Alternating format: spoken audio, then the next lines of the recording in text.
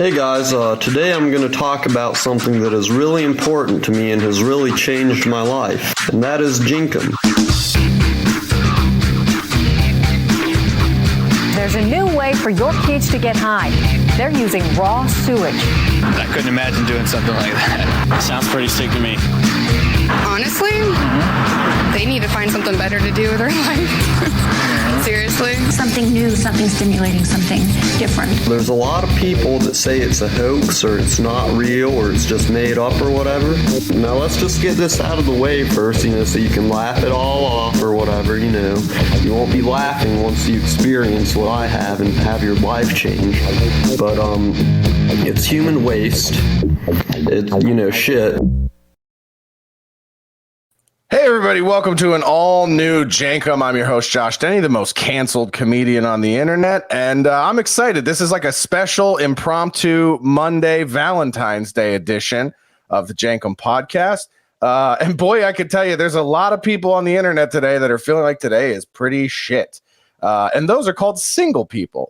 I love the thing about Valentine's Day where you get a mixture of both. You get the happy couples who are like, this is my husband, isn't he wonderful? He bought us 2 Teslas for Valentine's Day. And then on the flip side of that, you'll see somebody who's like, I just went on my 15th date in 13 days. I am done with the opposite sex. So you really get you get the full range on Valentine's Day of the human experience. And that's what I love about the Jenkum podcast. We get a lot of range and variety and different stuff.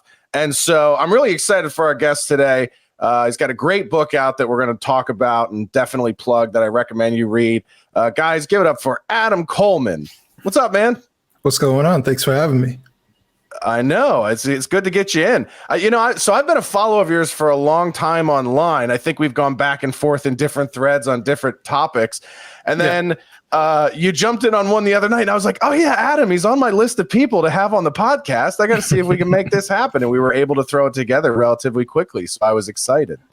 Absolutely. Yeah. I've been following you a little bit. Like you said, we were occasionally having a dialogue. And I've been watching like these reaction. Like these pen pal relationships you establish with people through Twitter and stuff. Yeah, it's definitely interesting.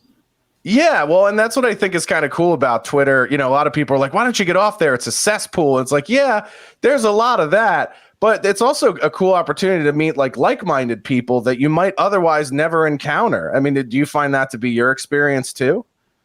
Yeah, I mean, relatively speaking, I've only been active on Twitter since August. And I've been able to grow a decent following in a short period of time.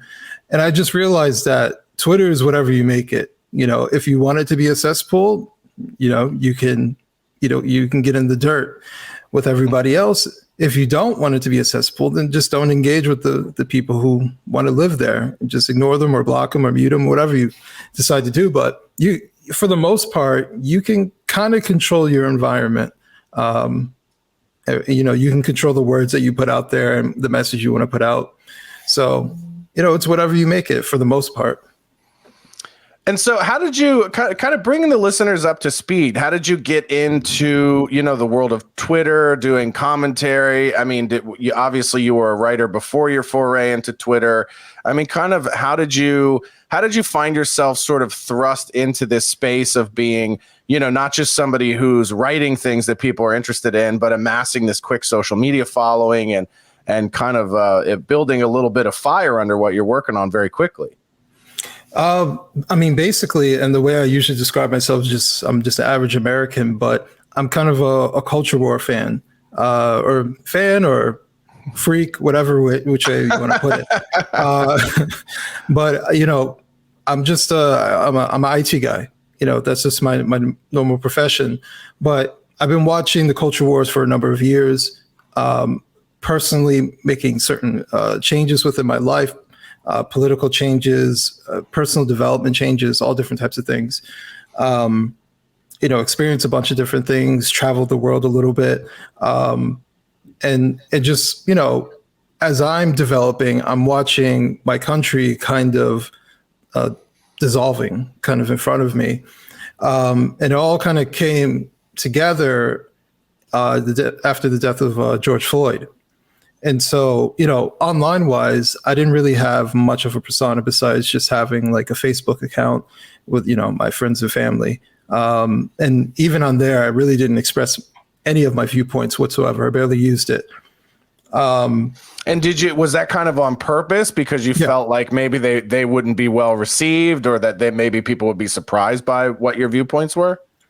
A little bit, but for the most part, I just didn't feel it was conducive to any real conversation. Mm-hmm. I'm one of those people who likes to observe, and from observing, watcher, huh? Okay, a little bit. I like to sit back and watch before I make a statement or see if it's even necessary to make a statement.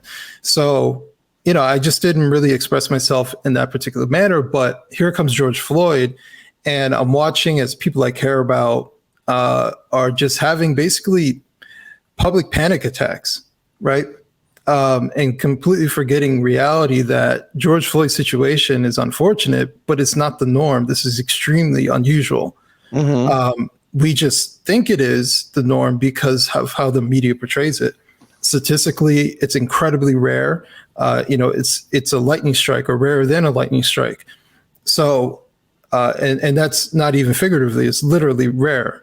And that is something that's a good thing, right? So while we can say that this situation is a bad situation and, we need to follow justice and all these different things, I didn't like the messaging that came from it, that George Floyd is all of us, including myself, a Black American, who needs to all of a sudden be afraid to walk outside because a cop might pull me over and kill me, right? This is completely irrational thinking.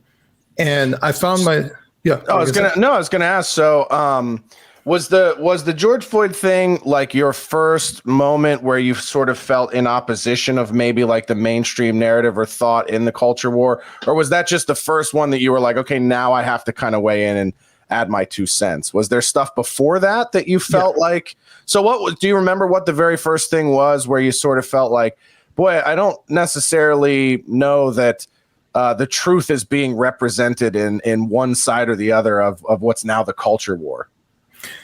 So what I will say is, when it comes to race, I've basically always felt the same way, right? Which in many times in my life came in opposition of what other Black people feel about race, right? So, I grew up in a lot of different areas, whether it be mixed racially or at one period of time, I was one of few kids Black kids who went to a school. Majority of kids are white. But my experience. What part of the country were you in geograpically? Like a Pacific Northwest, Midwest? So I've lived in total, I've lived in 5 states, but I lived in 4 before I was 18. But that particular situation was when I lived in upstate New York. Okay. Kind of like in the Orange County area. I think that's interesting that you say you lived in 5 states, because I moved around a lot as a kid too. And I lived in probably 3 or 4, I only lived in 3 states before I was 18, but drastically different, like culturally. And even the difference between like Delaware and Philadelphia is almost like light years of difference in terms of the culture and the speed. Right. Like you drive that hour down 95 and it's almost like you cross the Mason-Dixon. You know what I mean? Like it's very kind of country and very relaxed. It's not city life whatsoever. And then moving to Minnesota, I moved to the Midwest in high school, and that was a huge cultural departure from even those other 2 experiences. So I can imagine moving 5 times before you're 18. You end up with a lot more of experience and a hell of a lot more perspective than kids your age. Yeah.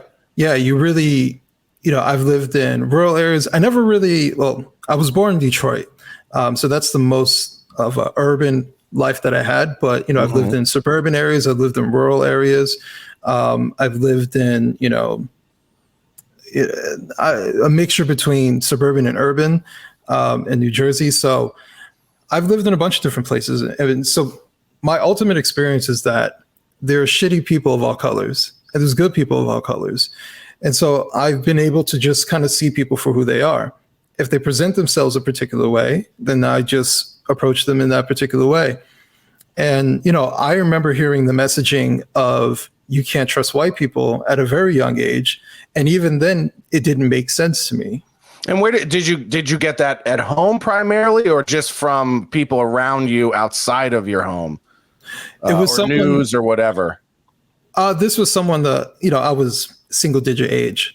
So this was someone that was close to me, that had stated this, but it didn't make any sense to me, because I knew some black people who did bad things, and I knew white people who did good things and treated me perfectly fine. So the idea that I'm supposed to automatically judge someone specifically because of how they look seemed like a strange proposition. Now, I understand where it comes from, right?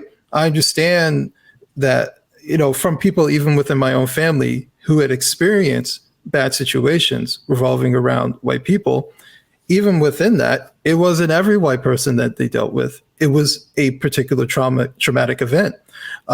Or it could be a general feel when they went and did certain things.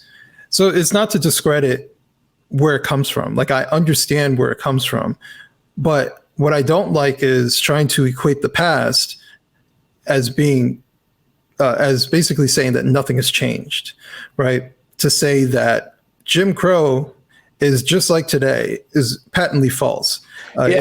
You'll hear guys like who's my Tariq Nasheed will say things like that, where he'll go on a talk show and say, America is as bad today as it was during slavery times, which is just, to me, it's so out of touch. And it's also like that kind of sentiment, that kind of race baiting sentiment is like so insulting in my mind to the intelligence of the average black person that you would think that the average black person would just hear that and go, yep, without pushing back at all and kind of accepting that, because, a lot of people have said they have various hypotheses, right? Why many black people are so quick to accept that. Some people will say, well, because there's no personal accountability in it. So you can just say the world is racist and it's impossible for me to overcome that. So that whatever I do is better than, better. It should be recognized as a greater achievement than it actually is because of all of these additional obstacles. So in a weird way, it's like some people believe it removes personal accountability. Some people have said it just sort of then fluffs up the accomplishments of black people so that they're sort of over sensationalized and not really treated same way as if like it's like if a black person wins a Nobel Peace Prize, is it regarded as the same thing as if an Asian person wins a Nobel Peace Prize? And so, everyone has their theories about why that happens. I honestly think it's nothing crazier than just sort of like, we don't know if aliens exist or not, but a lot of people make a lot of money writing books about aliens, or whatever. And so to me, perpetuating that, and I don't think it's a myth because it's somewhat it's based in some truth, but to perpetuate the idea that it is, inherently almost impossible for black people to have a good life or succeed because of the color of their skin. I mean, that seems like it's sort of in the realm of science fiction. It sells a lot of books and everything else, and it's based on a very small fraction of truth. And what's funny to me is, like, as a comedian who will make jokes about race or everything else, people will go, oh, well, that makes you racist, or, that makes you look bigoted. But it's like one of my primary talking points for what's so great about America is the amount of like black success and black wealth that we've created. It doesn't exist anywhere else in the world. And one of my favorite exercises to engage with in debate is when I run into somebody like a Tariq Nasheed or someone like that who says it's as bad now as it was, in slavery times, or some people say it's worse, I'll just go, cool. But it's all of those, sins of America have led to what we have today, which is the greatest creator of black wealth, the greatest exporter of black wealth. So if I could give you a time machine and you could go back and erase that, but that meant that black people in America would be limited to about the levels of achievement that they get everywhere else in the world, would you do it? And it's always an interesting, sort of test to run with people, because you get a very mixed amount of answers, right? And a lot of, people that are very indignant on that side will say yes. But to me, it's like, I would rather the ceiling have gotten way higher because we fucked up in the past than to, essentially keep it down and low where it is in a lot of other places in the world where there's still a lot of racism that's that was never addressed through the correction of things like slavery or Jim Crow. I mean, what are your thoughts on all that? To be honest with you, I think we focus too much on the past, and then we end up debating the past, and none of us lived in it. And so we end up basically living there.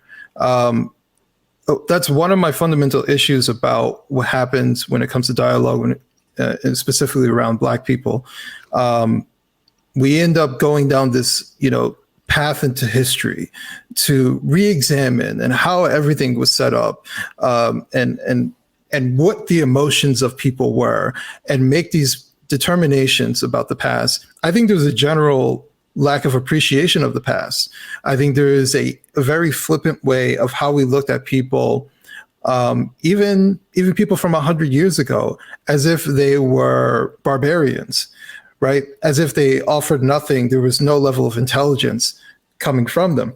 So, there are a lot of things that I think we are egotistically thinking that we're ahead, when all we know is just how to use the tools of today, right? We think we have a supercomputer in our pocket, like we invented it. Meanwhile, it's very few amount of people who advance technology within the world that allows us the ability to do what we're doing right now and sit here and talk to each other across the country. Mm-hmm. So, we just know how to use the tools. You take someone from 1920, put them here, give them enough time, they'll be able to do the same thing. They're human beings, right? So as much as we like to talk about the past when it comes to Black Americans, there's a lot of things that they did back in the day that I think was remarkable, despite all the things that were happening around them, despite the things of like Jim Crow that was happening. There were, yeah, I mean, great celebratory stories. Like, one of my biggest criticisms of Hollywood is that, they say we need more Black stories. And I go, yeah, but there's a lot of great ones that you don't want to tell because it defeats the narrative. Like, I banged the table for years for a Madam C.J. Walker movie or TV series, because a lot of people in America don't know that the first female millionaire in the United States, entrepreneur, was a Black woman who was a freed slave who created this line of hair care products. And basically she was kind of like the first Kim Kardashian or Kylie Jenner in terms of like creating a cosmetics empire. But forever that story wasn't told. And then Netflix finally did one a couple years ago. But I mean, like, there are some of those very sort of triumphant narrative defeating stories. And my philosophy has always been this: like, the past is the past. We can't change it. Mm-hmm. And as being so a little background on me, like, I grew up for a time. My mom had a partner who was Black after my parents divorced for about 2.5 years, almost 3 years. And that was a very influential time of my life. And I feel like if I were even a white person growing up with Black sons, or let's say my wife was Black, many of the women I dated before my current girlfriend were Black. So if I were in the situation of raising Black children, and I was sort of posed with this concept of giving them the talk of, this is what your life will be like as a Black man in America. If I were to tell them that the world is out to get them, to prevent them from being happy, to prevent them from being successful, that they're going to be hunted and persecuted, whether or not that's true, that will be what is in their mind in everything that they do moving through life. And I just don't see how that mindset benefits them or would benefit my children. I feel like I would be handicapping them. It's almost like telling your children, there's only so much you'll ever achieve in your life. What kind of fucking parent would ever want to put limitations on their kids, right? And so, to me, again, just being, and of course people go, well, you'll never understand what that's like because you're white yourself. But I do find that mentality is not just shared by other white people. It's shared by a lot of other Black people. And I don't feel like that ever really gets discussed. And that was kind of like what opened my eyes right away when I saw your book. Somebody recommended it to me and was like, the title just right off the bat, Black Victim to Black Victor. I immediately was like, oh my God, this is kind of like somebody, with real lived experience, sharing that perspective of maybe it has to change first within your mindset. Right. And as much as the book is titled Black Victim, Black Victor, the largest parts of the book are revolving around family. You know, the talk about what is the number one issue affecting Black Americans, it is not racism. That there's nowhere close, right? Especially today. The number one issue is family. And I think part of the problem is that that has been used. It's been used before. This is not a new statement that anybody's making, especially on the right.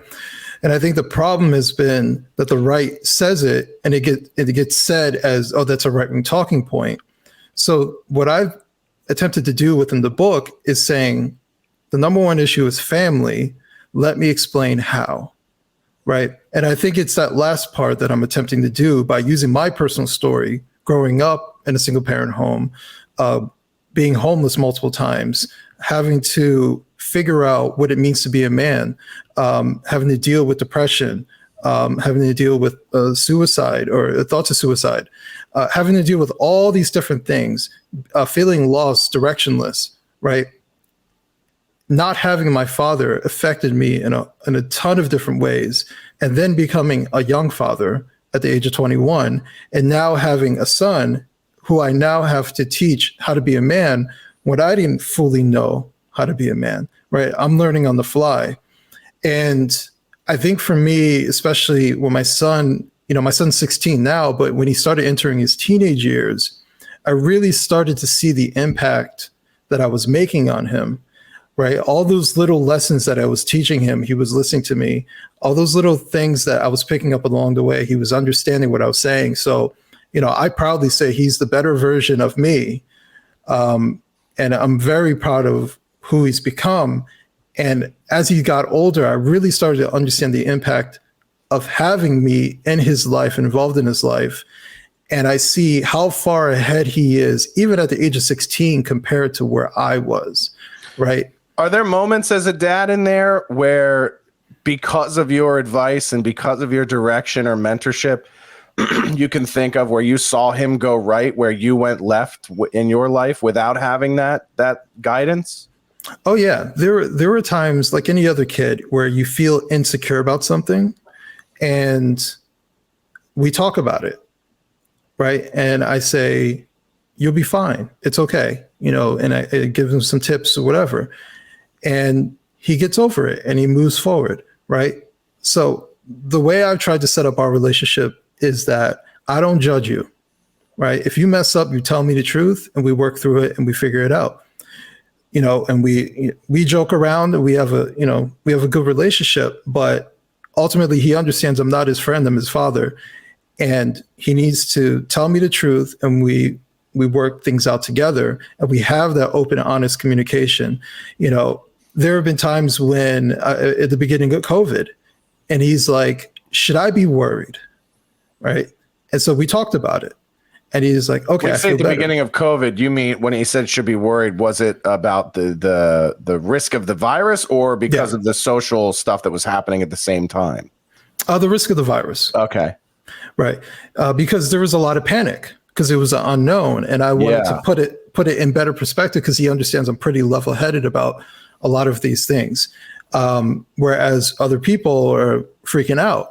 So we talked about it, and I told him what I think and how we should put this in perspective, and that calmed him down, and he understood. So he's kind of been like rational minded about what it is and how worried he should be based on his age, demographic, and everything. So I think ultimately what I'm getting at is, I don't know where my son would be if I decided to just skip town and never see him again, right? I would imagine similar to what my upbringing was like. You know, my father came around seldomly. You know, granted, we moved out of state, and we like I said earlier, we moved a lot. My father was basically in Detroit throughout my entire life until he passed away, and he would see us whenever, because he was a tailor, he would drive to New York City to get fabric. So he would stop and stay for, a night or two. Don't you kind of miss the people having professions like that? Like that was something that was sort of like something we don't really see anymore, in a time where I feel like everybody has a fake job these days. Do you know what I mean? Like, I'm a consultant for this, or I'm an influencer for this, or whatever. And it's like, I miss the old days when you go, what does your dad do? Oh, he's a tailor. He literally takes fabric and turns it into clothes. You know what I mean? Like, I kind of miss the day when people had jobs that felt more like tactile and real. Yeah, exactly. But that's what he would do. You know, that was his profession. But in reality, you know, we were basically a pit stop. And the thing that always stuck out to me was he would never leave during the day. He would always leave in the middle of the night. And I never would say goodbye to my father. He would leave $100 and that's it. And then he would leave. But like when you're a kid, you want your father, you don't want $100. $100 might as well be $1 million to a kid. You have no concept of money, really. Right, exactly. So, you know, and the phone calls were rare and things like that. So the last time I saw my father in person, I was 16. The last time I talked to my father, I was 21. I want to say I was about 21. And he just seemed disinterested. So, you know, I've talked to people, they're like, oh, you never know. You got to learn both sides. I was like, I was an adult. I tried. He was not interested whatsoever. I never ignored his calls. You know, if it was one of those things where my mother was keeping me from him, I get it. Okay. I'm an adult now. Reach out. Try call. He didn't seem very interested in talking to me. I never ignored him. Nothing like that. So I talked to him one last time and he passed away. It was 3-4 years ago now. So, you know, ultimately that was my relationship with my father. And was your read on that with him kind of towards the end of his life? Did you feel like that was like a sense of wanting to distance himself? Or do you think at that point it's almost more like a sense of shame of like, I don't want to have to confront how I feel about the choices I've made? Or do you feel like it was more, because I know I know sometimes it's kind of common in all cases for kids or sons to sort of internalize that and be like, oh, he just doesn't want to have anything to do with me. You know, that famous Fresh Prince thing when he's like, why you don't want me, man? You know what I mean? Yeah. And Uncle Phil hugs him or whatever. But you know, it's not always that case. Like having some men who've lived on the other side that are friends of mine who have that experience of not being around to raise their son. They've conveyed to me sometimes it's not even about, it's like, man, they want that more than anything else in the world. But the shame, that feeling of like, I let them down or I wasn't there for them is so overwhelming that they don't even know how to begin to try to mend it and to have a relationship with their son. I mean, did you get a read on any of that in your interactions with him before he passed or?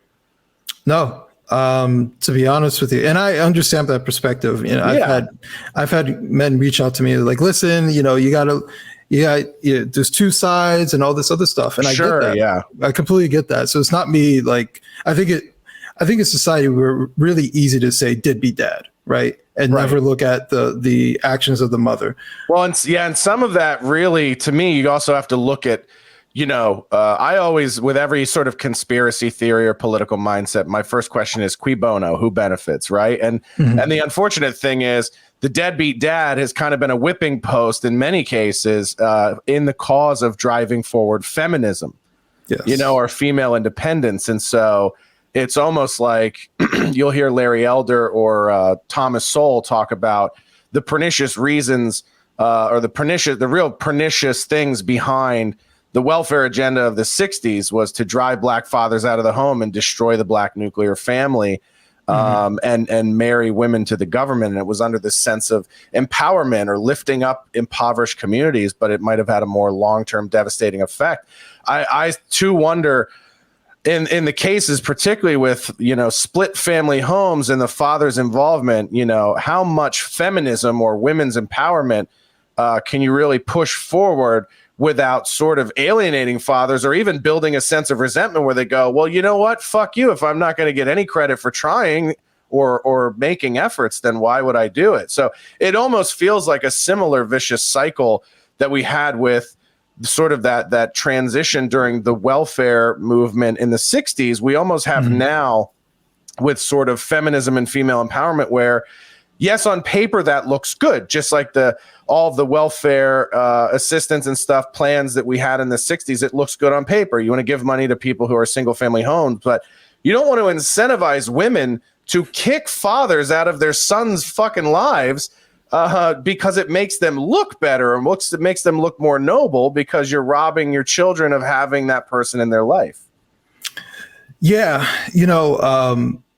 I don't disagree with anything you said. I know Thomas Sowell's made this argument. I will say, I don't know how you measure the impact by that per se, but one thing I will say is I think feminism is a bigger issue than people realize when it comes to relationships between Black men and Black women in America. I don't know where it started per se. I don't know if it necessarily started around the same time frame, but what I will say is, outside of anything else, culture changes over a period of time, right? And there are things or events that happen that influence culture, and it can multiply, it can become normalized. And I bring up the example of my wife. My wife grew up in Brooklyn, all Black neighborhood. And, when I was writing the book, we were discussing all different types of things, the impact of fathers and things like that. Her father wasn't really in her life, but that was from a divorce. Mm-hmm. It's a little bit different, but she mentioned there was only one family in the entire neighborhood that had two parents in the home, and they were from the Caribbean. So it wasn't until we had these conversations where she even kind of questioned that, like, isn't that kind of abnormal? But it was normal, right? Everybody was in that particular situation. And so what I'm arguing is that culture really matters. When the culture changes and everybody starts, or not everybody, but let's say the majority starts moving in a particular way, then you don't really question it because everybody's doing that particular thing. It's now part of the culture. So what I'm arguing is that feminism has been a huge impact on whether women want to have relationships with men to the degree of saying, I will deal with this, or I'll seek for marriage.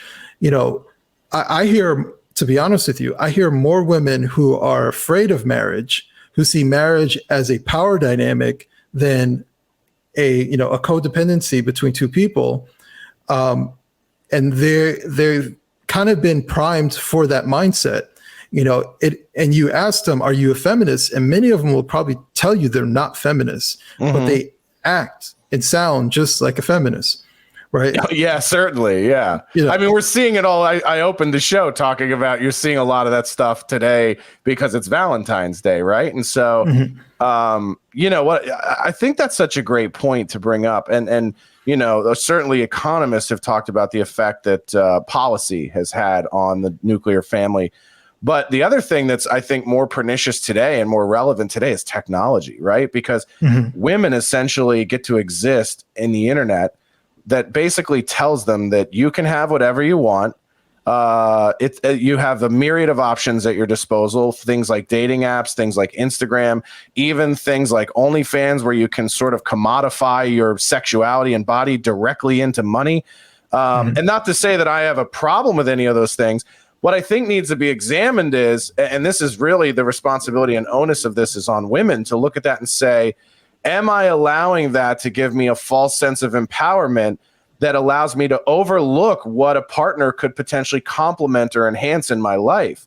And so this idea that we can all just sort of be nomadic Vikings without anyone in our corner, without anyone to support or anyone to complement us, it really is going to shove us into a culture that I don't think any of us want to live in, right? And I think about the things that the person in my life provides to me that I don't do. Like, she's very pragmatic.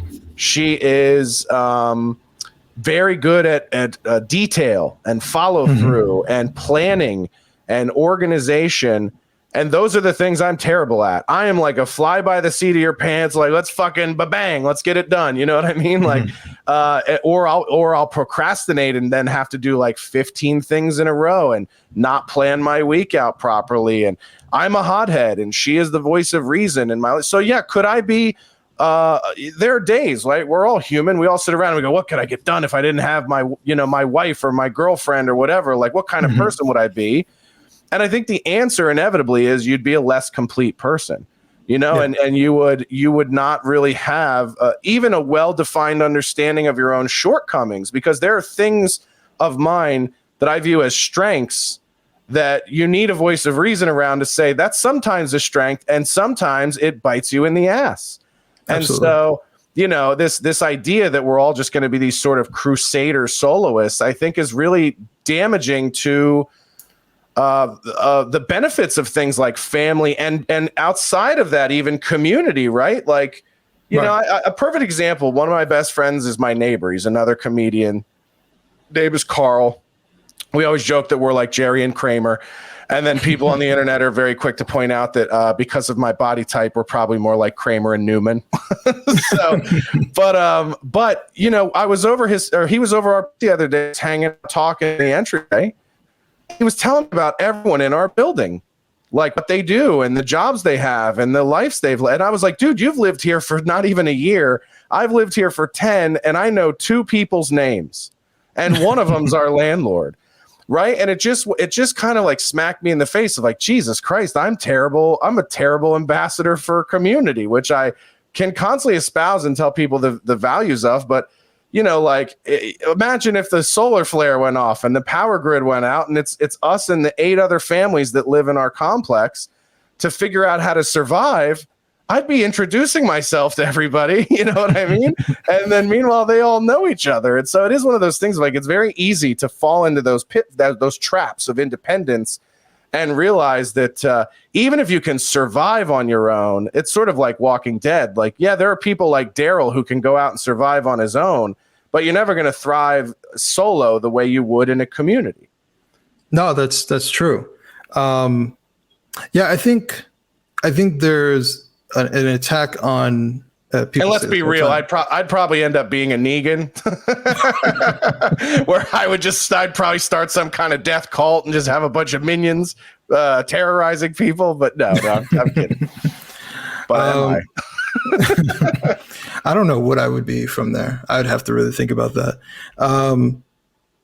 But you better get in there quick, Adam, because they only allow one main storyline black character at a time. So the first thing you have to do is make sure they get rid of Ezekiel and the doctor, and then you can squeeze in.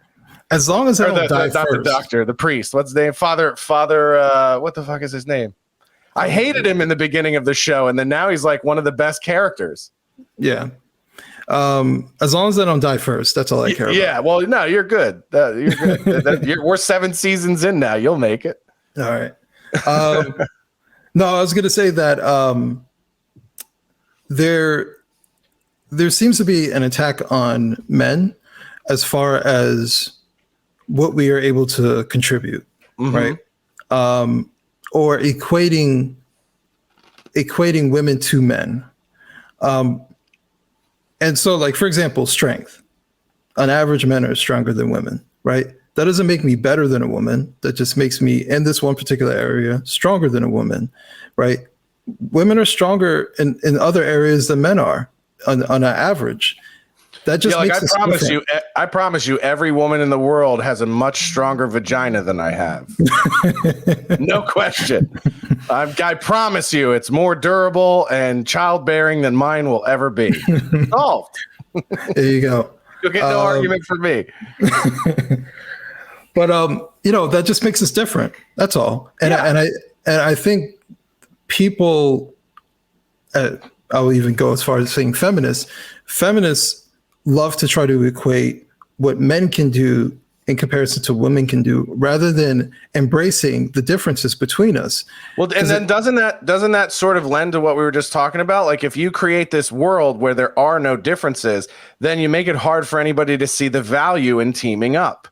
Right, exactly. Which kind of destroys the nuclear family concept of saying, you need a father. Children need a father and a mother. I've also grown up with, I've always said, if you want a good woman, and of course, like, we're both in relationships to contradict this, but if you want a good woman, you need to find one that has a good relationship with her father. But I've also dated women who have great relationships with their father and no relationship with their mother. and it's like dating a dude in all the worst ways. You know what I mean? They're self-centered, they're selfish, they're not caring, they're not, nurturing in any way. They're nomadic in their own right. So, that it's, but I think, you're angling at a very important thing, is that the more we pretend that there isn't a difference between men and women in the name of progress, right? Athletic competition, or even this whole non-binary transgenderism thing, the more you try to say that there aren't differences in men or women or people of different ethnicities or whatever, if we pretend that there are no differences, then you really lose the value of building community or building family. Right. And like I said before, differences doesn't mean that one is better than the other. It just means that we're different. Right. And complementary too. Like that's one of the things I always hated growing up. Talking about race with people was, they're like, no, we're all the same, we're not different. It's like, no, what a horrible dismissal of the beautiful things, the ways we are different. Like, my black friends are different than my white friends. That's why I love having them as friends. They give me perspective that my white friends don't have. They bring cultural experience that my white friends, like, let's stop pretending that we're all the same, because we're not. And if we do that, we're going to be very dismissive or almost ignorant to the wealth of knowledge and experience you can get by surrounding yourself with different people, right? Like, a melting pot only works if you're melting a lot of different shit together to combine flavors and make something that's more well-developed. If you just fill in a melting pot with one ingredient, it's not a melting pot, it's a hot plate. Right. No, you're right. It's why I like talking to people from different backgrounds, different countries. It helps to give a better perspective. I do a Twitter Spaces every week. The other week we did one. When is yours? I do one on Friday nights. I would love to jump in yours. When is yours? Yeah, I do it every Wednesday, 7:30 p.m. Eastern. Okay, cool. Yeah. So definitely jump in. I'll definitely check it out. Yeah, because I'd love to listen. I mean, even just pop on and see what kind of people you have on. Yeah. The other week we were doing one about the pitfalls of socialism and communism, and I was talking to all three of them were in the United States, but they were born. One was born in China, the other one was born in Venezuela, and the other was born in Cuba. And have them explain what it's like to live through it. The one from China was young, but they remember when Mao was in power. And what it was like, what the Cultural Revolution was like, and growing up in a communist society. The guy in Cuba talking about the scarcity of everything, what you were allowed to do, what you weren't allowed to do. All these different perspectives. And that's why I always say we need to listen to the people from other countries who come here, right? Because I think America's a really big country, and a lot of us don't really even travel out of the country, or when we do travel out of the country, we go to like American enclaves, like we go to Jamaica and stay in a resort. Yeah, Puerto Rico. Yeah. And you stay in a resort and you're almost insulated from the culture, right?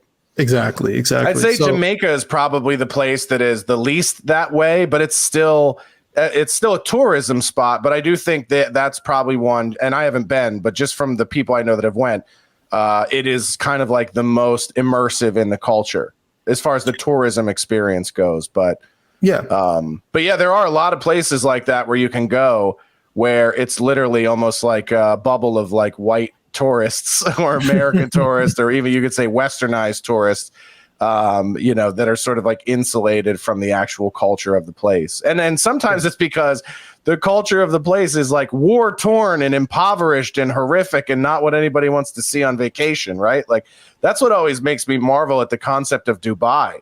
It's like this futuristic, amazing place that's like, I don't know, 100 miles from some of the worst shit you'll ever see in human existence. Yeah. So it's just so funny to me that there is that sort of that dog and pony show that happens around the world in the name of tourism.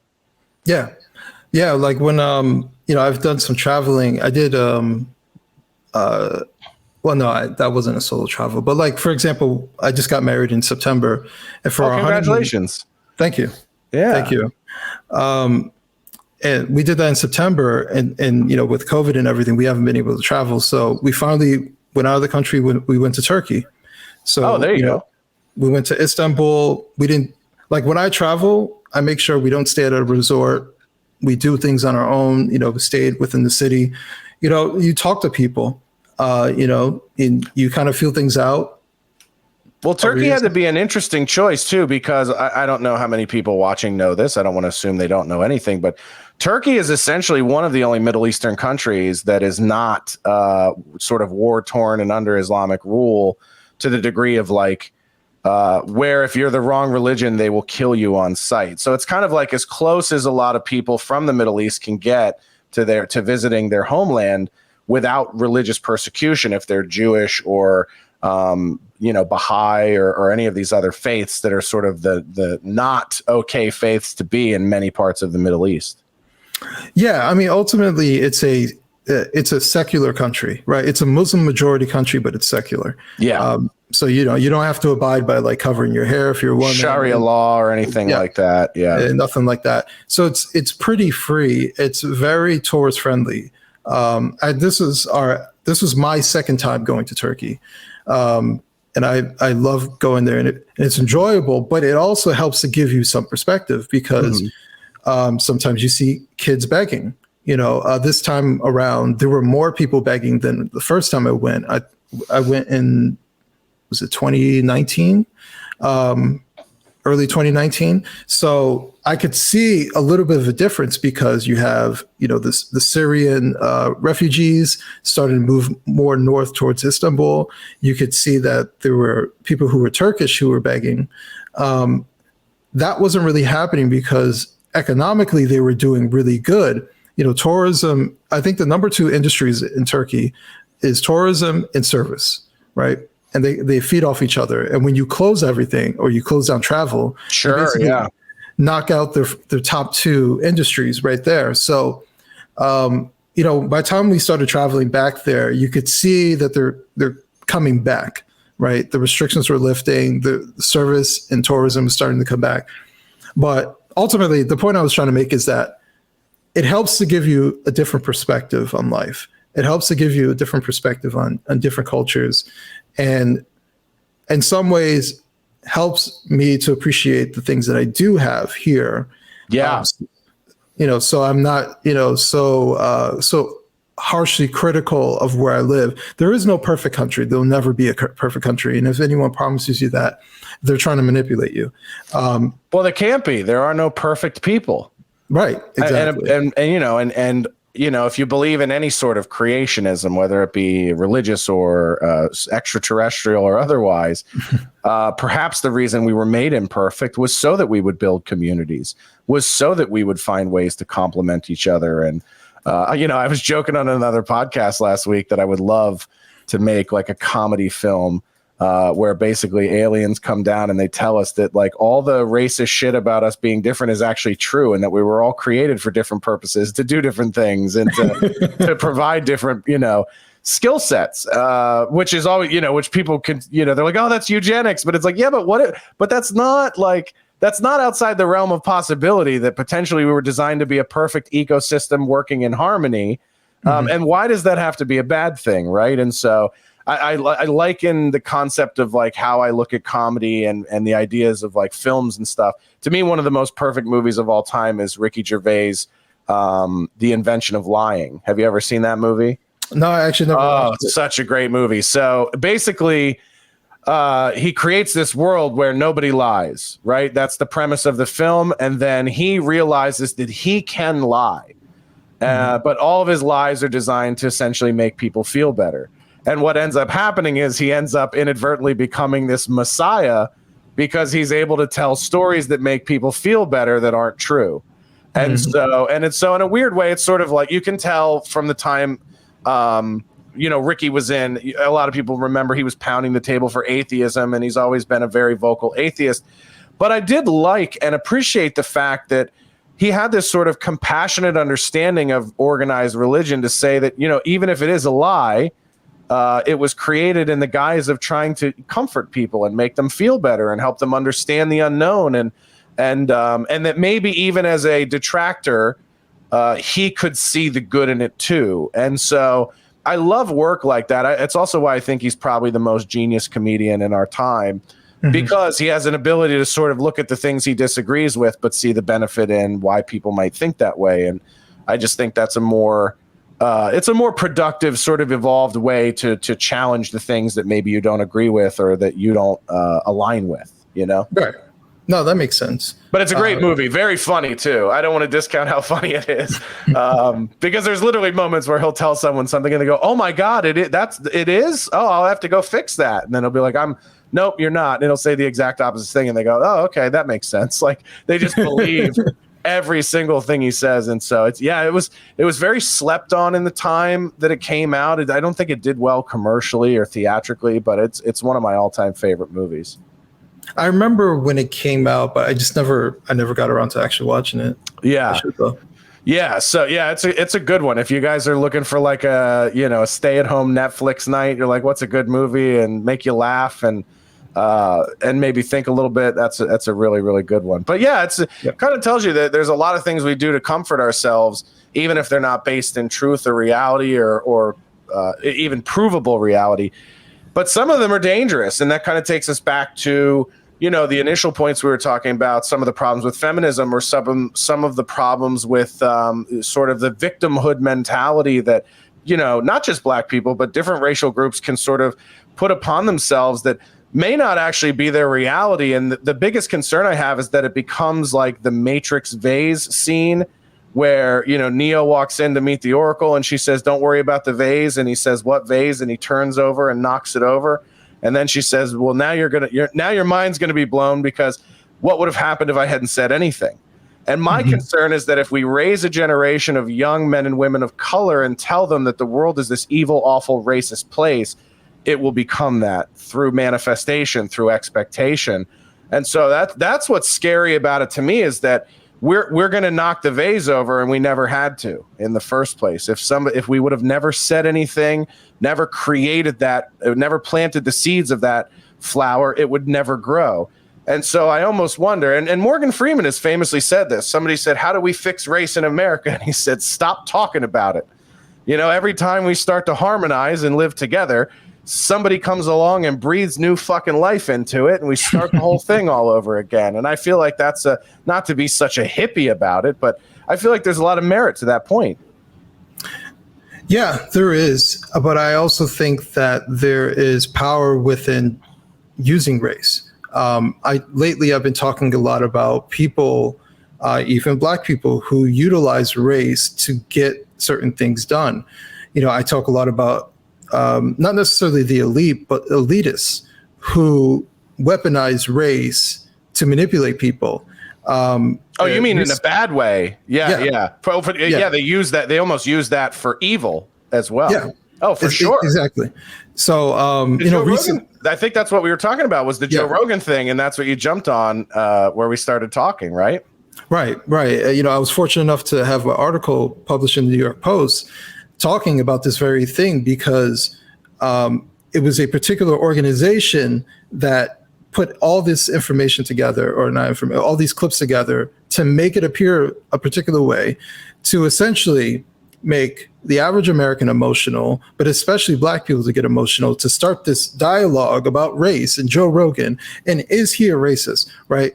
It is a manipulation tactic that has happened over and over and over, especially since George Floyd. I've become very aware of how easy it is. Like it's not even a challenge anymore. You levy a charge and the person is flailing trying to defuse the charge. Joe Rogan apologizes, says he shouldn't do it, and he opens himself up to get it continually attacked. You never apologize to the mob. Doesn't matter. To me, that I agree about the never apologize to the mob. And I always say it's because you end up apologizing not for what you think you did, but for what they think you did. Exactly. And to me, it likens itself to every sort of like medieval movie where they go, just turn yourself in and it'll be easier on you. And we'll let your family go or whatever. And then the guy turns himself in and they kill his fucking family right in front of him. And you're just like, dude, what do you do? Like I could have told you not to do that. And so, those sort of public hostage situations with celebrities or public figures, and having gone through it myself, being welcomed into an environment like this one And when my first controversy happened in 2018, my initial thought was like, don't go over to conservatives and hide behind other white people that are aligned with your way of thinking. Like, go into the battleground with a black person, have a real conversation about your opinions on race, be unafraid, be brave, right? If you're about it, be about it. And I was sort of brought into that arena under false pretenses, given a false set of rules, and then had the rug pulled out from under me. And I was like, oh, fuck. You know what I mean? Like, I was the guy who thought he was going in and doing the peaceful surrender, and then they killed my whole family in front of me. So I've been there. I've done that enough to know that even and listen, a lot of people don't know this, and he didn't talk about it or use it like some sort of shield or crutch, but his oldest daughter is black. She's adopted from his wife's relationship before him. She's in her early 20s now, but he's been in her life since she was probably 4 or 5. Very well, she could have came to her dad and said, Dad, you know, this is hard on me, and this is fucking up my life, and this is fucking up my career. I want to be a musician or whatever. And knowing Joe, having met him a couple times and listened to hundreds of hours of his show, he's a sensitive dude. And if his kids came to him and said something like that, no question, he would respond and do what he did. But the public doesn't care about any of that.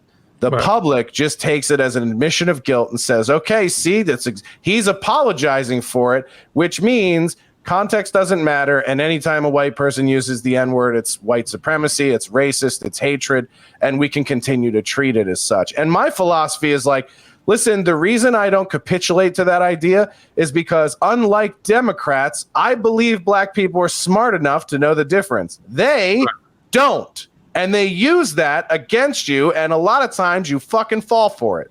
Yeah, sometimes they do. Yeah, but that's been my biggest message is, I think ultimately what ends up happening is race gets used to overshadow the class warfare that's actually going on. Certainly, right? Yeah. So certain people, and this is of all races, certain people utilize race to manipulate the mass, right? To get them to sway and move certain ways. Are you a football fan or yeah, big time. Fan? Big time, yeah. So perfect example is, look what happened to John Gruden. Right. Right. You know, they targeted him, right? He didn't even work for the NFL at the time of those emails, right? They were just looking for something. They took something completely ambiguous, right?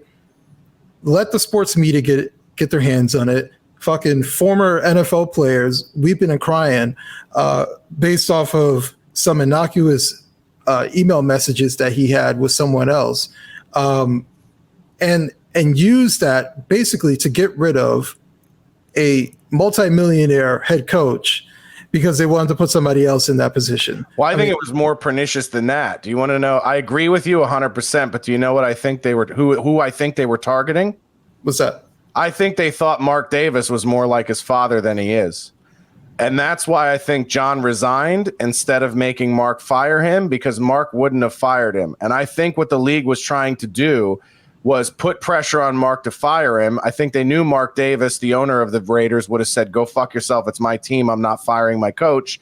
And then they would have potentially had grounds to strip Mark Davis of the Raiders franchise and install new ownership, which I think is ultimately what's at play in this Brian Flores case. Now, I think if the owner of the Dolphins, if it is proven that he was offering money to lose games, I think his franchise should be stripped for sure anyway, because he's compromising the integrity of the game. However, I don't think that's the reason why they want him out. I think the reason why they want him out is they're trying to get some of these franchises up for black ownership or minority ownership so that they can get ahead of that narrative. Because when you talk about the problem with the lack of black coaches in the NFL, the bigger issue is that there's a much bigger disparity in terms of black ownership and black men in the front offices of these teams making executive financial decisions for the welfare of the league.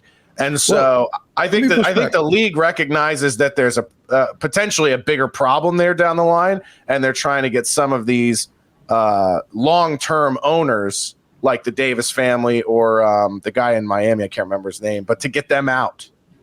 But let me ask you a question. You know, your statement is the bigger problem is that there's not enough black people within front office. But what does that change, right? Because think of it like this. Well, that's in a lot of cases, that's the immediate barrier to entry for black coaching, right? So like if the general managers are truly empowered to hire their coaches, then theoretically having black managers would at the very least prevent racial bias from affecting the coaching decision. You would think. But that's all right. But that goes back to my main issue is it's almost like a race essentialist viewpoint, right? Because someone black is in this position, they have a certain mindset, they have a certain way of seeing things. So then they will automatically think aligned with everybody else who is black. Yeah, you're right. You're right. That's 100%. That's 100% not guaranteed, right? You could literally, have a black GM who's like, dumb black guys don't know how to coach. Like you could have that.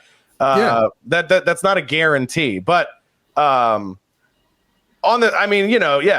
not a guarantee. But I would think that it would prevent race from being a barrier where it might be already. There's no way to know for sure, right? Because you could have just the same, you could have white general managers who are pounding the table and advocating for black coaching hires and not getting their way because of ownership or whatever, So we really don't know what the barrier to entry is.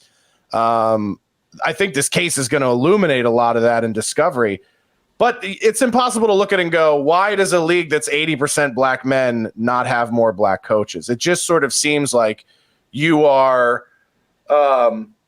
you're sort of discounting the knowledge base that a lot of these black coaches get just by being players in the league. And that, to me, is the bigger disparity and the thing that makes you go, what the fuck is the reasoning? Because you would think somebody who's played the game for a long time then goes on to be a very successful coach, assistant coach, defensive coordinator. Wouldn't that be the ideal candidate to go in and coach a team of men who are now tasked with doing the same thing that person did? And a lot of these white coaches have little to no experience playing, if any. They have very few years of coordinator and coaching experience. And in some cases with guys like Chip Kelly or some of these other dudes, they didn't play the game at all in their life growing up. They just were a fan that learned how to coach and went to college to get a degree in sports science or whatever, and then worked their way up through the coaching ranks, which is fine too. But when you look at a guy like D'Amico Ryans, who's the defensive coordinator of the Niners, this is a guy who was feared, revered, respected, one of the best off-ball linebackers to play, had a long career, never had any issues off the field, then goes on to be a linebacker coach, coaches up some of the best undrafted free agents in that position group that the league has right now, then goes on and replaces one of the best defensive coordinators in Robert Saleh, who went to be the Jets head coach, has a career year as a coordinator. This is an inspiring dude. If I'm an owner, I look at a guy like that. He's like fucking in his late 30s or early 40s. That I could build my team around someone like that for decades. So why is a guy like that not even getting a look? And then they're literally looking at a guy like Josh McCown, who's only coached high school football, and it was a long time career backup in the NFL as a quarterback. And the Texans were literally ready to pull the trigger on him as a head coach over a guy like D'Amico Ryans, someone like Brian Flores. So I don't know. No one knows who's not in the room why those decisions are being made. But when you look at really, really great, it's like, it's not even a question of, are the candidates equal? I feel like the black coaching candidates that have been turned down for jobs over the last few years are so fucking far ahead that it makes you go, why are they not even getting the shots? And there's got to be something at play, whether it's a mindset, whether it is, I actually think, and my theory is that the Rooney Rule actually creates a sense of resentment towards black coaching candidates because they have to be interviewed, even if the coach already or the owner already knows who they want, that it actually has an adverse effect on black coaches' opportunity. Like if you tell me I have to interview 10 fucking women before I can hire the guy I knew I was going to hire a year ago because he's the best, I'm not going to give those women a fucking shot to impress me psychologically because I know I'm being forced to do it. So I actually think removing the facade of the Rooney Rule might actually give black coaches a more fair shake, because if they're not being forced, then when the black coach goes in and interviews and actually impresses you and says, can prove to you, like, I'm actually better than the guy you wanted, then you don't have that piece of resentment that the ownership or the front office might have. Like, well, you're only here because I have to interview you. Well, so all right. So let me say A lot of this. stuff there to unpack. No. Yeah. So let me say this. Here's why the race discussion within sports is a poisonous discussion. So let's say all these general managers become racially aware and like, listen, let's just start hiring black people, right? Well, I don't think that's a good solution either, but go on. Right. But let's say this is in their mind. They're not vocalizing it, right? They're not pulling a Joe Biden and saying we're looking for a black Supreme Court justice. They're just it's in their head. So they hire a black coach, right? And then he doesn't succeed. Yeah. Right? Which has happened a few times in the league. Which has happened, Yeah. just like it happens for everybody. Guess what? Most of the teams don't succeed. Yeah, right? correct. 31 every year don't win the Super Bowl. So that guy doesn't succeed. Now, the race discussion has already been in hand. Everybody is racially aware. Now, what's to say that guy doesn't say, well, I wasn't set up properly. I was set up to fail because of my race, right? Mm-hmm. My whole point is, where does it end? Right. Oh, you're right. You're totally right. The race discussion is a poisonous discussion in a league where it's supposed to be, and it's supposed to be what it actually is, two different things. From the player standpoint, it's based off of generally talent, right? They'll take a guy who just got out of jail if he has a talent, right? So, well, Joe Mixon was like, I remember the first 4 years he was in the league, they wouldn't even put his picture in Madden because of his domestic violence thing that happened in college. And, in yesterday's game, it was never brought up once. And all they talked about Joe Mixon was what a great running back he was and what a great leader for his team he is. Right. Now, what people don't want to say is that basically the NFL is just pure comfort and nepotism. Correct. Yeah. If people are comfortable with whoever they're comfortable with, that's who they're hiring. So you ask, why Josh McCown? I'm sure there's a reason. I'm sure that, he knows such and such, who knows such and such, and this guy vouches for him. Yeah. And they've built some sort of relationship. And from the outside, we don't see how it's one big boys club. Yeah. And for example, I forgot the head coach in Dallas. Mike McCarthy. Oh, I'm sorry. Not McCarthy, just before McCarthy. Who was before? Oh, Jason Garrett. Yeah, he was bad for a long time. He was bad for a long time. He was Jerry Jones' boy, right? Yeah. He's been with the franchise forever. He saw him as a quarterback behind Troy Aikman. Right. And you're like, why are they still keeping this guy? He is mediocre at best, right? It is a level of nepotism from the ownership level to the front office in those very important positions. A lot of times it is nepotism. It's either nepotism or basically who are they comfortable with? They have built relationships with people. You're talking about $1 billion franchise. I think to myself, if I owned a business. Well, and these are people who have to work with each other every day. And that's the thing. The coach isn't just coaching the players. He's got to meet with the owner and the GM all the time, all year round.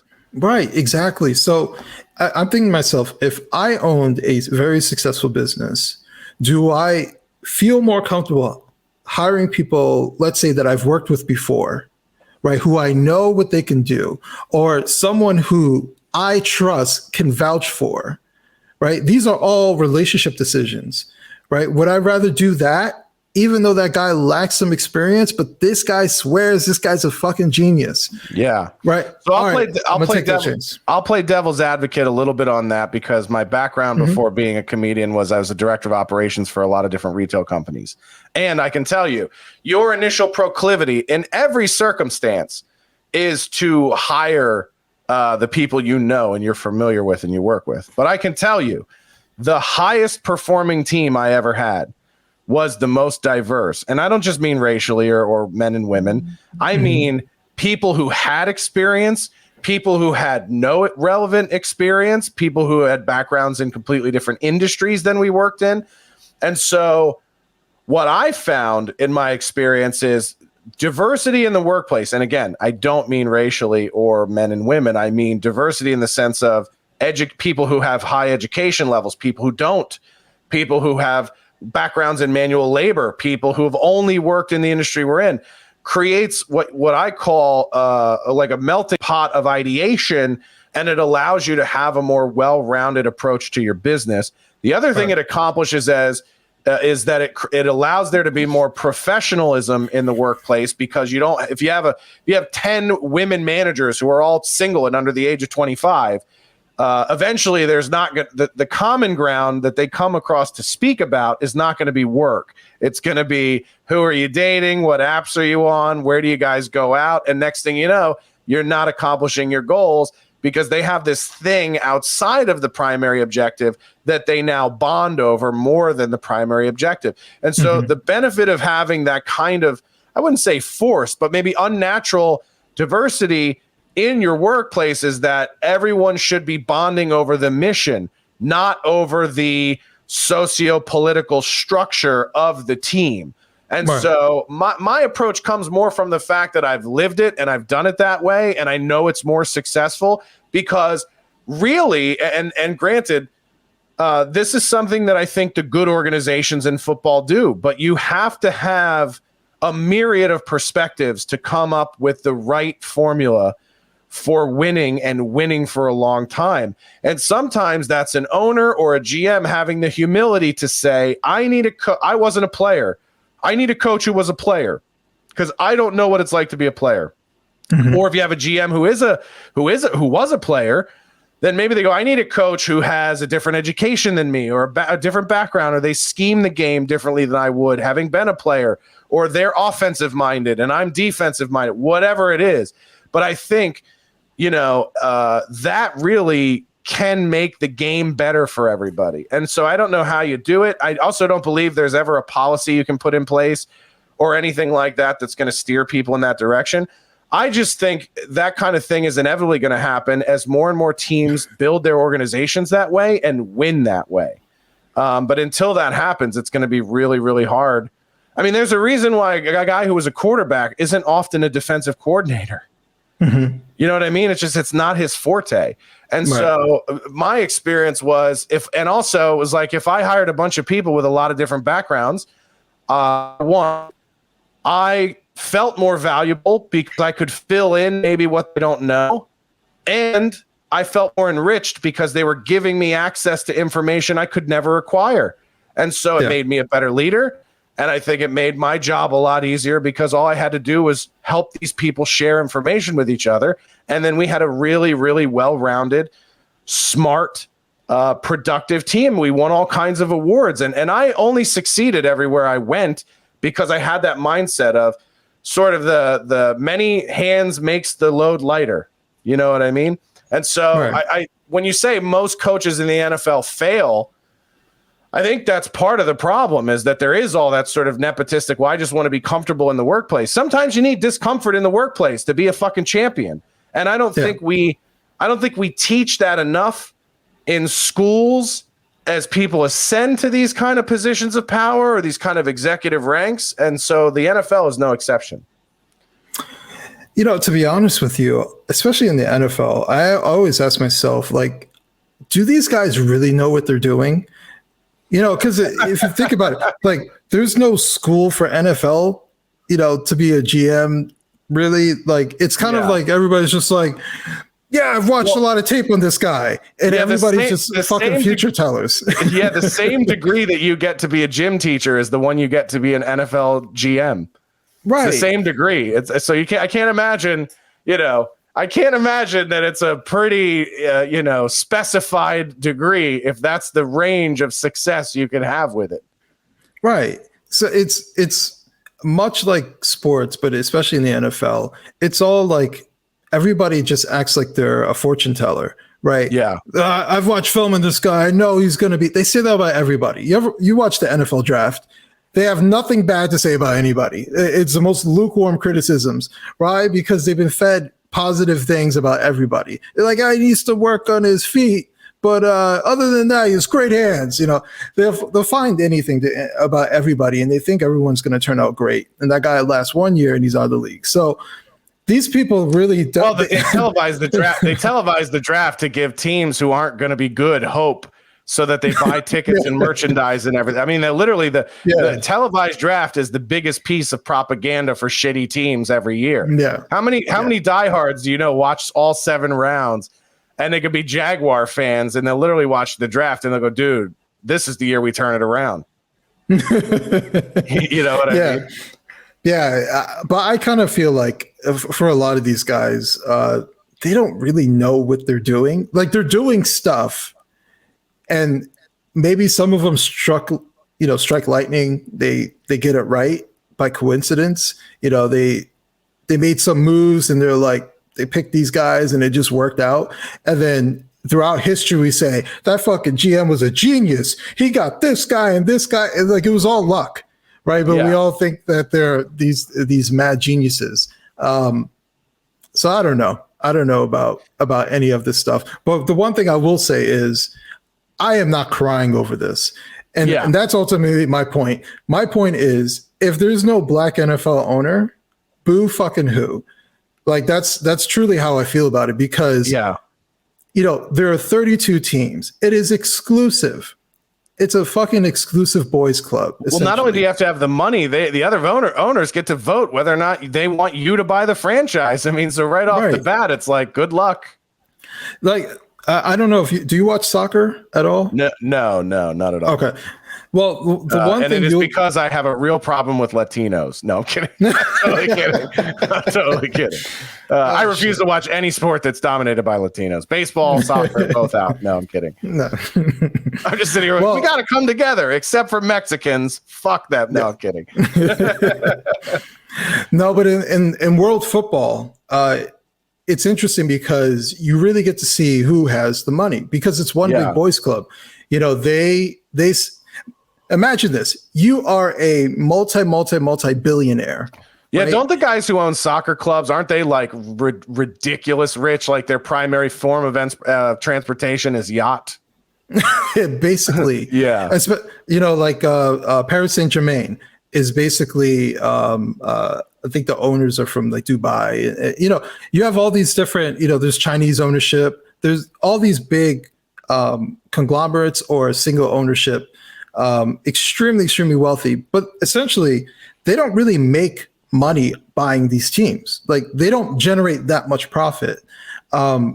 They just have a lot of money, and it's extremely exclusive. So this idea that I'm supposed to cry over a very, very, very wealthy black person, or maybe a group of black, an ownership group that is majority black, to become majority owners of an exclusive club, like that's somehow going to benefit myself or any other black person. No, it benefits them, and they're using race as a ploy to gain more power. Yeah, that's a really good point. That is kind of a bad sort of point of racism to hitch your wagon to, because it truly is something that can't benefit the everyday black person at all. Right. Yeah. Like even Flores. This guy was his last year $3 million in 1 year, right? Yeah. $3 million in 1 year. And I'm supposed to cry because he can't get another job making $3 million a year. Like, fucking become a coordinator and take a pay cut. Like, I think you can afford that. Why should I cry over you thinking that you're not getting fair treatment within the NFL because of a rule that's been in place for 20 plus years? Like, this is and here's the funny thing about sports media. Sports media, I can remember like a handful of years ago applauding the Rooney Rule, how wonderful it is. Yes. Like, now the Rooney Rule is racist. It doesn't accomplish anything. So these people they're fickle, and they use it now because, like you said, this is all about getting black ownership as a symbol.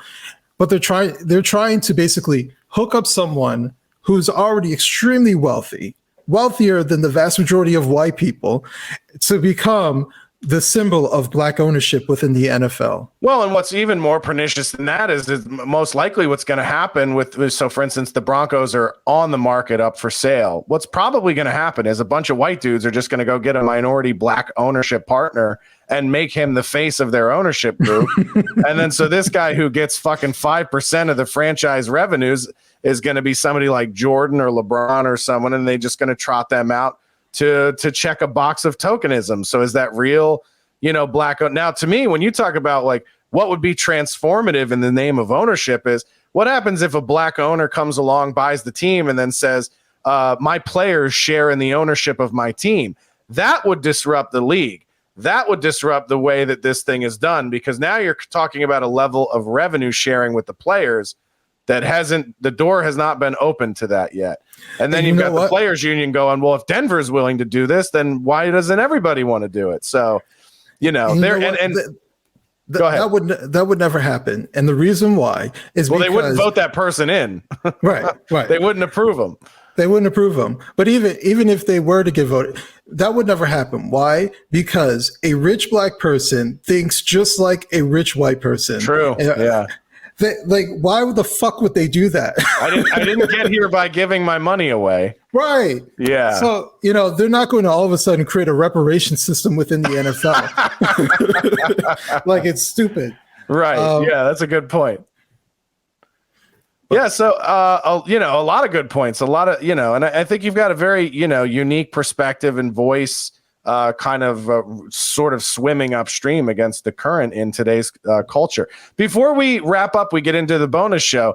What's the way forward? What do you think is the kind of the ultimate solution for how we start to reshape America in an image that gets us to where we want to be rather than where it feels like we're headed? For one, question everything. I'm all about questioning things. I don't pretend to be right about everything. I've changed my mind on certain things. If people present information that makes more sense than what I'm stating, but question things, question power, question the usage of narratives. This is why questioning the media is extremely important. Even the sports media, question sports media. I don't watch ESPN anymore because of that. Because it's just, I've realized it's one big propaganda outlet.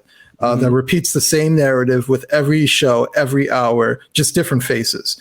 And so you got to question everything. What is the motive? Because things don't happen by accident. There's a motive behind everything. People don't just wake up one day and start doing things. So, when they want to, slander Joe Rogan and say he's been using the N-word, and well, why all of a sudden, this happened years ago. Why all of a sudden are you bringing this up now? Oh, because I also think the language around that is interesting too. Like, you ever notice the N-word is the only word we use, or that we hurl, or that we, you know what I mean? Like, it's interesting the verbiage and how it's presented. Nobody says it's the word that's been said, or says that word. It's always uses, which implies intent. Do you understand? So it's like that, to me, in and of itself, is a manipulation of the audience, is saying if somebody's using that word, then there's automatically an intent behind the word itself, rather than that, in Joe's case, it was just part of the discussion. Right, exactly. So, I've just become more and more aware of the level of manipulation done by the media, done by, political figures, done by general elitists. And the elitist is not necessarily linked to finances, right? There's a difference between being elite, someone who is wealthy, top of whatever game, and someone who's an elitist who believes that they are holier than thou and they know what's best for you and want to dictate your life, and they're manipulative and they don't care if it affects you or it doesn't affect you. So what I've seen is a growth of elitists within our society, and many of them have a savior complex as well. So I say question all those things. That's why I started Wrong Speak, is so people can question very particular narratives, so I can question certain things and be able to express myself. The other thing I will say is stop being afraid. Stop being afraid of being canceled. Stop. Yeah, you got canceled. You're still here. You're still alive. Right. Yeah, they keep coming for me, man. They keep coming for you. Let them every 6 months. Yeah. It's fun. It's fun. So just like, I think everybody needs to, when they're scared, that's when they win. Right? Stop being so fucking afraid. Yeah. And this goes to myself. I said nothing for a while because I was a little bit afraid. Now I could give two shits. Well, and and that's my power. Yeah, I agree. And I think you can't be afraid to like have clunky conversations with people, even if like that's sort of like you said, you can, one of the ones I think of, I had on a comedian named Adam Yenzer, who was very pro-life. And at the time I was very pro-choice. And then we literally just had a clunky, combative conversation about the subject. And it walked away with me having a completely different perspective. Completely changed my mind about the whole thing to where now I'm like one of the most staunch sort of vocal pro-life people that there are, because I listened to somebody who had a different opinion than me and they made great points and they helped me understand that there were other things at play in the push for acceptance of abortion. It kind of opened my eyes to a lot of these other things. One of the things that nobody talks about is, Margaret Sanger's initial, I shouldn't say nobody, because it's now these things are coming to light and people are doing whole podcasts about them. But, Margaret Sanger's original, plan for Planned Parenthood was essentially to use it as a sort of a form of Black extermination. So, it's like wild when you start to dig in and investigate these things and go, wait a minute, these people who created these things that are supposed to be like great for humanity actually have these really horrible origin stories and really horrible intent.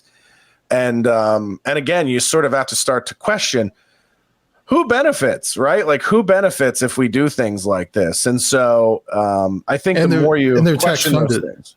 Yeah, of course. Yeah. So why does the government have a hand in it? Why do they care so much? And some people will go, well, there's population control, but there's a lot of other ways to sort of skin that cat in terms of population control that isn't,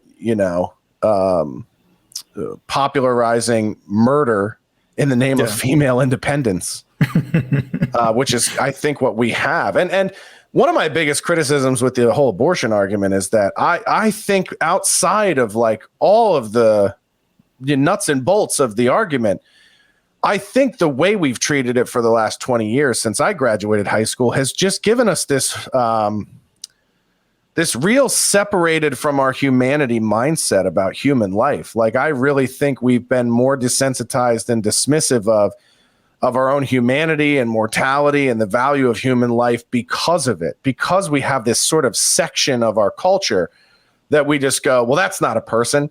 That's not a death. That's not, that's this exception. So I think the more we make exceptions for what is the death of a person, the less we are reactive to it, And so that's why I think it's so fucking fake when the government will like let us, kill millions of babies a year in a Planned Parenthood.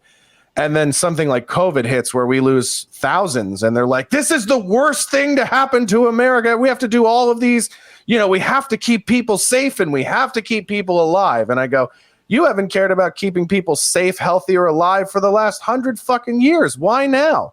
And the answer is what the answer is often, which is money. Well, now we can get rich pretending to care. So that's what we're going to do. And so, I do think you're right. I think we have to jump into the pool and have really awkward interactions with each other and difficult conversations so that we can start to kick over some of these rocks and see what the real problems are.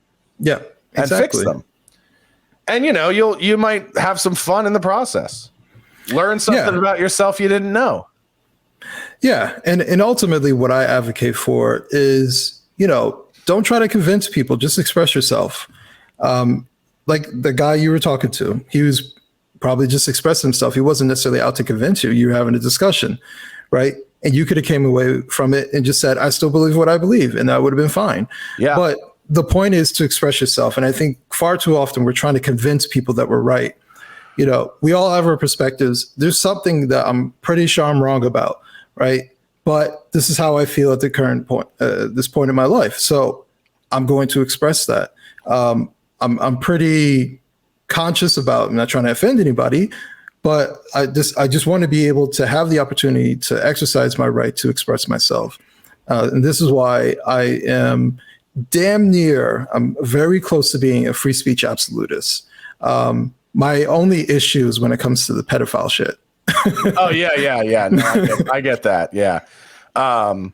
That's a tough one, right? I mean, I think if you're an absolutist, you have to allow it to be discussed. I think because then what happens, you get into the this sticky situation of like pre-crime and thought crime. And it's like, you know, do we punish people for having thoughts, or do we punish people for their actions? So we could get down a whole slippery slope with that kind of thing. But I'm good with hate crimes. I'm good if the KKK wants to spew whatever. I'm good with that. Hate crimes or whatever, as long as they're not hurting anybody, they can feel however way they want to feel. I don't really give a shit. You mean the particularly things that are called hate speech. Yeah, I mean, you know, to me, and this is the thing, is like when people want to argue with me about like what words are appropriate for comedians to use or filmmakers to use, my pushback is always like, I moved from Philadelphia where I heard ethnic slurs every day, and not just the N-word, but I heard Guinea and kike and all of them, like just the way people in the East Coast talk to each other, particularly in a blue collar environment. You know, there's not a lot of education, so it often gets reduced to that. But people still build communities with that kind of language. And then I moved to the Midwest, where I heard a million different ways you can say the N-word without actually saying it. And I found out that like racism can exist whether people say the right words or not. And so if you're one of these people who is, you know, shallow enough to believe that the words alone are how you identify who the racists are, then my friend, you have not lived a well-rounded experience in this country, because and by the way, that one, it feels the same way. And I tell the story all the time about going into a Mexican restaurant with a black girl I was dating and a white woman kind of glaring at us throughout dinner. And then when she got up and left, she stopped at our table, looked at both of us and said, "Good for you two." And I was like, I would have rather you screamed the N-word in her face, because that's what it fucking felt like. You know what I mean? Like, it felt the same. And so, you know, and by the way, through all of the experiences in my life where I was sort of like involved with someone that racism was directed at, I didn't feel like my white skin was a force field to the emotion of that moment. You know, like when I'm walking through the mall with my mom and my black stepdad, we'll call me, you know, they weren't married, but you know, and his son, who was mixed from a previous relationship. You look like this disruptive 21st century family that in the early 90s, everybody hated that shit. Fucking black women hated it. White men hated it. Everybody hated it. I didn't walk through that mall feeling hated and going, well, it's fine. I have this white skin that will protect me. I was an 8-year-old kid, a 9-year-old kid. I felt hate. Nobody pulled me over and said, "You'll be fine, kid. You're white." You know? So this idea that identity, and forget about race for a minute, all identity, sexual orientation, whatever, automatically dictates someone's lived experience is dismissive. Again, it's preventing us from building community, because now we're shaping the world in a way where it's like, oh, I know who that person is. They're a gay man. I know who that person is. They're a trans woman. I know who that guy is. He's black. And it's like, no, you don't. You don't know shit about that person until you talk to them and you hear their story and you share things with each other.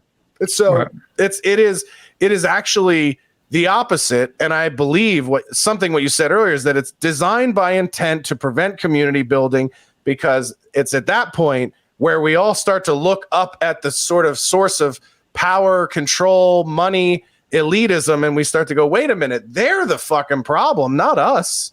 Yeah. You know, and that's why they keep the fence up around the Capitol. That's exactly it. Adam Coleman, man, great episode. We'll jump into the after show here for people, and yeah, man, thanks for coming on. I'd love to have you on anytime. Thank you. I appreciate it.